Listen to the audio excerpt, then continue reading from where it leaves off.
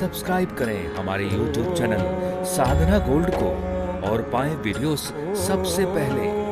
Bell icon दबाना ना भूलें। नवरात्रों का जो व्रत है वो बहुत कल्याणकारी है। नवरात्रों में जोत जलाओ, खेतरी बीजो, कन्याओं का पूजन करो।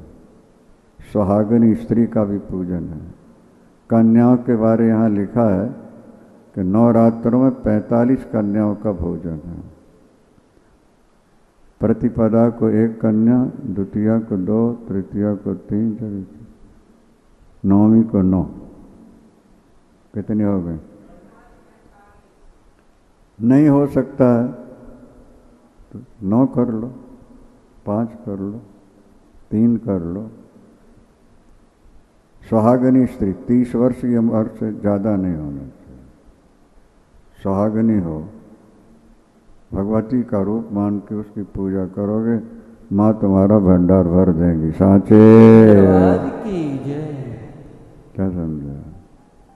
कन्याओं के बारे लिखा है कि 2 वर्ष से कम की ना हो और 10 वर्ष से ज़्यादा की ना।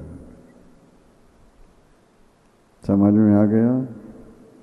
कन्या जो अपन जिमाते हैं ना अष्टमी नवमी को, वो 2 वर्ष से कम ना हो और 10 से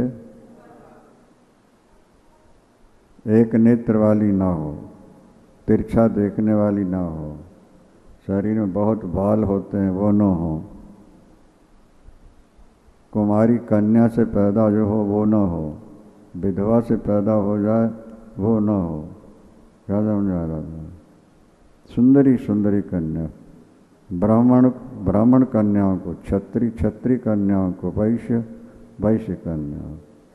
ज्ञान प्राप्त करना है तो ब्राह्मण कन्याओं को, और शत्रुओं पर विजय पाना है तो क्षत्रिय कन्या, और धन पाना है तो वैश्य। शूद्र जाति के लोग अपनी अपनी जाति की कन्याओं को भोजन कराएंगे। इस तरह से जो व्यक्ति व्रत कर लेते हैं नवरात्र का, उनकी हर कामनाएं भगवान राम ने भी नवरात्रि व्रत किया और पूजन किया। प्रसंग इस प्रकार है, जब वनवास हुआ उसके बाद सीता हरण हुआ, भगवान राम अन्वेषण करते ढूंढते चले हैं, किष्किंधा पहुँचे हैं और वहाँ बाली का वध हुआ है, सुग्रीव को राज मिला, चातुर्मास आ गया है। तो वहीं प्रवर्षण गिरी पर ठहरने के, शहर में तो जा नहीं सकते ना 14 वर्ष, तो झोपड़ी बन गई है और वन में रह रहे हैं। देवर्षि नारद वहाँ पहुँचे हैं। लक्ष्मण ने उठ करके, भगवान ने भी नमस्कार दंडवत जो परंपरा है या बैठे। प्रसंगवश चर्चा चली है, सीता हरण हुआ है और रावण ने सीता हरण किया है, और रावण शंकर भक्त है, इसलिए जब तक अपने पास शक्ति नहीं होगी अपन उसे मार नहीं पाएंगे। देवर्षि जी आप ही बताएं कैसे मारा जाएगा?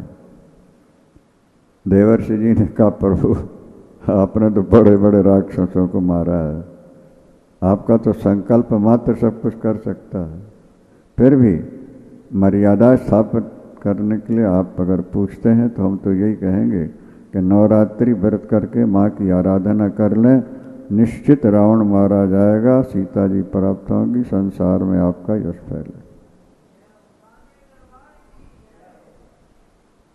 तो भगवान राम ने कहा प्रभु आपके सानिध्य में ही नवरात्र व्रत होना चाहिए, आप यहीं रहें। नारद जी ने स्वीकृति दे दी है। सुंदर मंडप बना है माँ के लिए, यंत्र की स्थापना है, प्रतिष्ठा है। 9 दिन व्रत रह के भगवान राम ने माँ की आराधना की है, बड़े भावपूर्ण हृदय से। 9वें दिन जब पूर्णाहुति हुई तो सिंह पर सवार भगवती पारंबा प्रकट हो जाती। साचे दरबार की सादर नमन किया गया है माँ को। भगवान राम भी हाथ जोड़े खड़े हैं, लक्ष्मण जी भी खड़े हुए थे।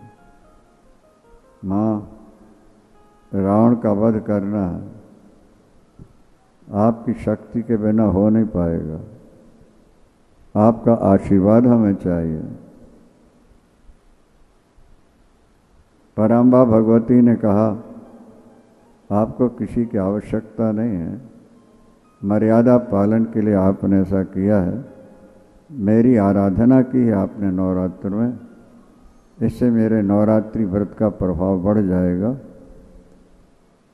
आपके बाणों में, बानर भालुओं में मैं अपनी शक्ति विशेष प्रवेश करता गया। अनायास ही रावण मारा जाएगा।